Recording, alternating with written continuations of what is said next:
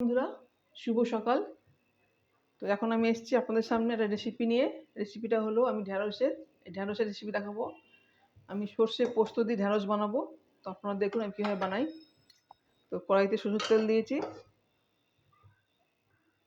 তেল গরমও হয়ে গেছে। তো আমি এখন 5 ফোড়ন দেবো, 5 ফোড়ন।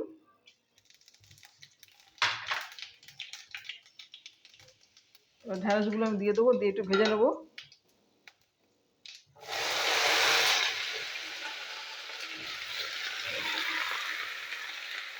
ঢ্যাঁড়সগুলো একটু ভেজে নেবো। হলুদ দিয়ে দেবো, হলুদের গুঁড়ো। নুন এখন দেবো না, নুন আমি পরে দেবো।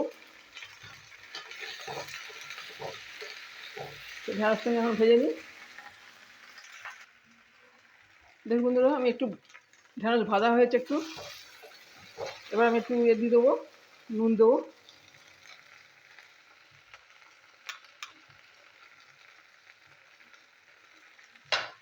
এখন একটু ভাজা হবে।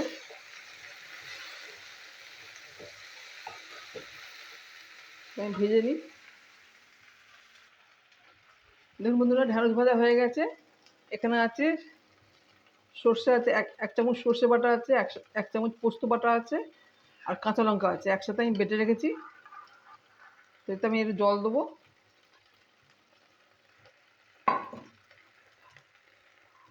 এই ঢ্যাঁড়সের মধ্যে আমি দিয়ে দেবো।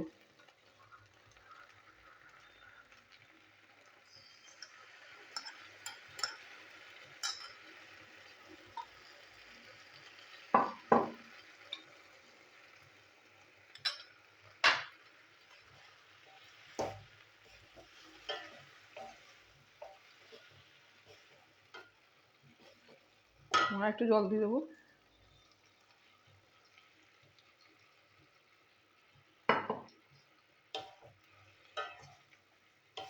এবার কিছুক্ষণ হবে, 2 মিনিট মতন হবে।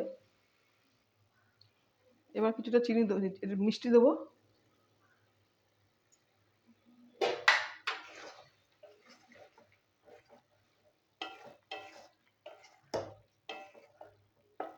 আরও 2 মিনিট হোক, ধিমো আছে, হালকা আছে। দেখুন বন্ধুরা, হয়ে গেছে সর্ষে পোস্ত দিয়ে ঢ্যাঁড়স। তো এখন আমি সার্ভিং প্লেট ঢেলে দেবো। তো খুব কম মশলায় আমি বানালাম বন্ধুরা। তো এবার আমি গ্যাস অফ করে দিচ্ছি, সার্ভিংগুলো দিয়ে দিচ্ছি।